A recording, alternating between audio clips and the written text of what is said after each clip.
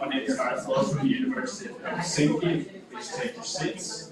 We will now give the floor to our first speaker, who is Federica Leonardi from the Italian National Institute for Insurance Against Accidents in the World. Please, the floor is yours.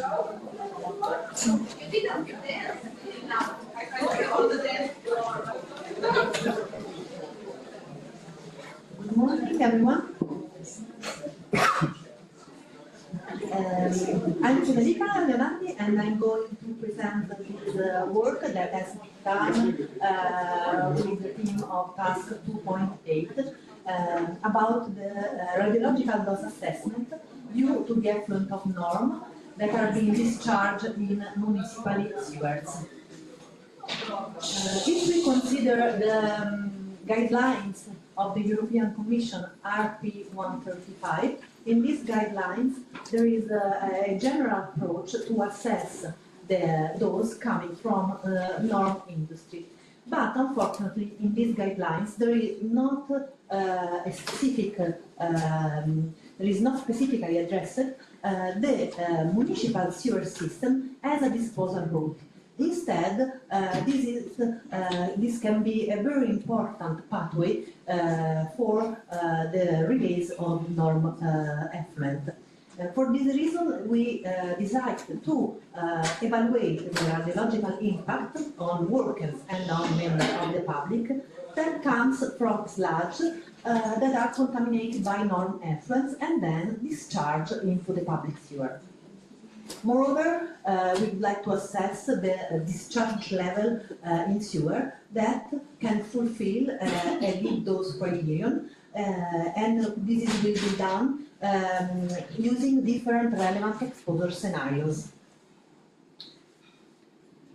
So our goal is to obtain operational level that are numbered in terms of discharge level in becquerel per year for a given dose criteria. In order to do this, we follow the stream of norm effluent, starting from the norm involving industry. This effluent goes to the wastewater treatment plants, and then the effluent was separated into a solid part, that is the sludge, and in the purified water. The purified water goes after the treatment to the river, sea and lake, but this part of the effluent is not addressed in this presentation, in which we are mainly focused on the sludge and on the disposal route of the sludge, and in particular on the arable land, incineration and landfilling. So we start to determine those coefficients in terms of millisievert per year for 1 becquerel per year of annual discharge in the sewer. And then for the specific exposure scenario that we have identified, we are going to use and determine this dose coefficient in order to estimate the operational level. This was done for every decay chain segment because in water, generally, due to the difference of solubility of the chemical element, the secular equilibrium cannot be assumed. These graphs that is taken from a European publication about the water indicates the typical exposure scenarios for all the sewage sludge, not only coming from the norm industry, of course, and the destination of this sludge. As you can see, generally the agriculture and the incineration are the main exposure scenarios, but in some countries landfilling is still an important pathway. The scenario we have considered in this presentation are the scenario that involves the workers in the wastewater treatment plant, so the workers that work in the treatment plant, then the disposal of the sewage sludge on the landfill, and in particular in a previous work that is already being published in peer review journal, we address both the scenario that involves the worker of the landfill and the population living near the landfill. In this presentation, we are focused only on the worker because this is the most critical exposure group. After we are going to investigate the spread of the sludge into an agricultural land, and we are going to evaluate the loss to the farmer, but also to the family that live nearby. And regarding the incineration, we are going to evaluate the loss lead to the release in air of the sludge to the population that live nearby. The assumption is general for all the scenarios, but every specific scenario has some more specific assumption. In the first place, we start using the IIA approach, in which, if we are considering the sludge, we assume that all the radioactive material is discharged, is retained into the sludge. After that, we proceed with a more realistic refinement, considering the sludge liquid partition coefficient elaborated by the Public Health England. In particular, according to the specific chemical characteristic and their solubility, we have for some nuclide that most of the radioactivity goes in the liquid part, and for some other in the sludge. The number indicates this partition, and more the number is close to 1, more the radioactivity goes into the sludge. Regarding the dimension of the wastewater treatment plant, we start considering a dimension of 500 population equivalent. That is quite small plant, but in order to have a conservative approach, we decide, and also to the approach used by, for example, the IIA, use this number. But of course, if we need to have a more realistic estimation of the dose, we can vary this parameter with an actual number that is typical of the plant related to the inhabitants served by the plant. The concentration in the sludge were derived by the annual activity of radionuclide that is released in the sewage system, and of course by the sludge partition coefficient. Moreover, we assume that for a single person, 20 kilos of dry sludge were produced every year. This is the first scenarios regarding the workers on the sewage treatment plant, and this is the assumption we have made. In particular, we consider as exposure pathway the external exposure from the radionuclides in the sewage, sludge and the raw, the internal exposure coming from the inadvertent ingestion, and the internal exposure due to the inhalation of the resuspended material. All the estimation were done using the most updated dose coefficient reported by the ICRP, and in this scenario the important thing is to consider that the sludge is in its wet state, so the concentration of the sludge need to be rescaled, considering that the concentration of the wet sludge is 0.05 the concentration of the dry matter. This second scenario is regarding the landfilling, and also in this case we consider a worker that is not occupationally exposed, and as exposure pathway the external radiation, the inhalation of dust, and the inadvertent ingestion of soil.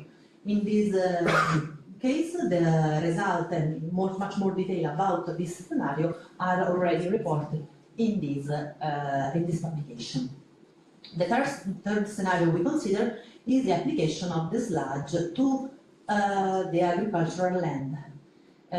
Here we consider, as I said, the farmer and the member of the family living nearby as a time frame. This is a different time frame for each class of age, because it's different the percentage that this people spend inside or outside in the house, so in the field or in the house. We consider the external radiation, the inhalation and the ingestion, in this case of inadvertent ingestion of soils, but also the ingestion from crops that grow in the contaminated soil and from the meat and milk from the livestock that is fed with the contaminated fodder.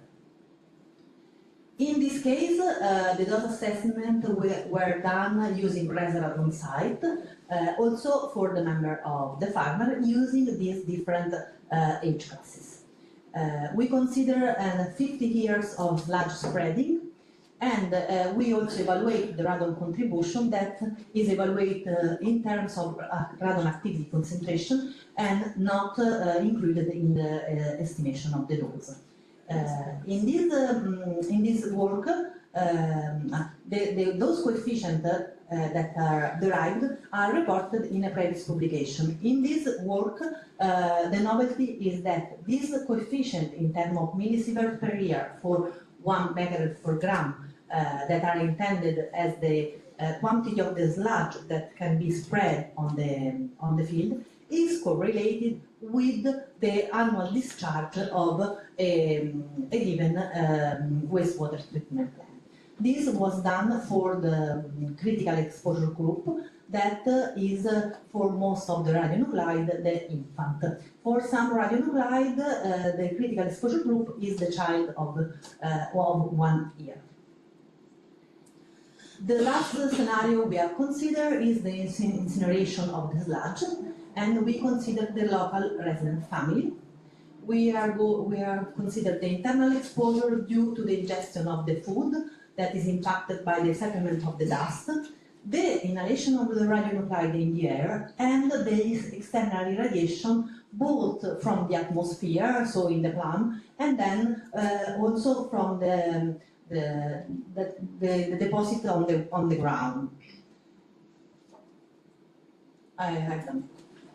We start from a conservative assessment, so we consider that all the radionuclide activity that was in the sludge is related in the plume. In this particular scenario, is not very easy to determine how the source term of the air can be determined from the initial activity. So this is something that we have to focus on and use to refine our model. In this case, we use those coefficients reported in RP 135, and this is the pathway that we have considered.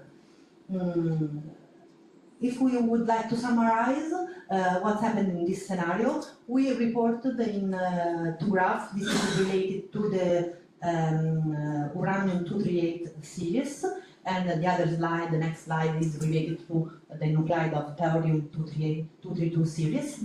I report the annual effective dose per unit of discharge for the scenarios that we have analyzed. And we can easily see that for all the nuclides, the most important scenario is the application of the sewage sludge to the agricultural land. This is for the thorium series. So what we have done, we have derived these operational levels that are useful also for as practical tool for the stakeholder that cannot be expert in radiation protection, and the use of this operational level can give us some indication about the quantity of the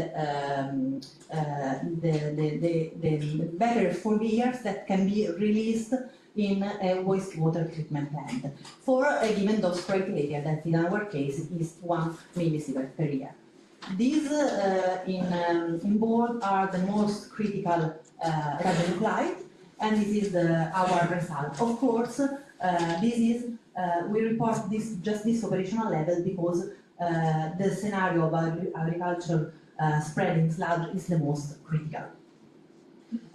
Just to conclude, our work is well connected with some of the Sustainable Development Goals, in particular the number 3, the number 15, and the number 12.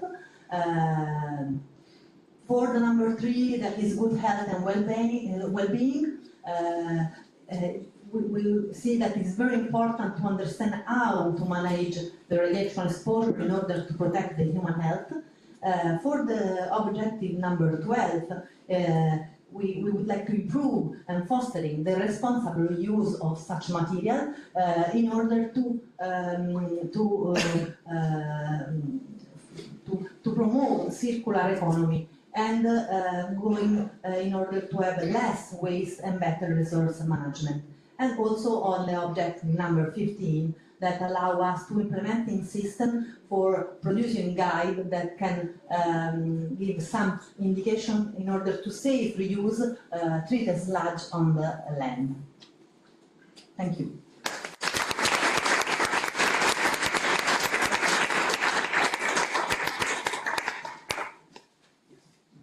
Thank you very much to Federica for excellent talks.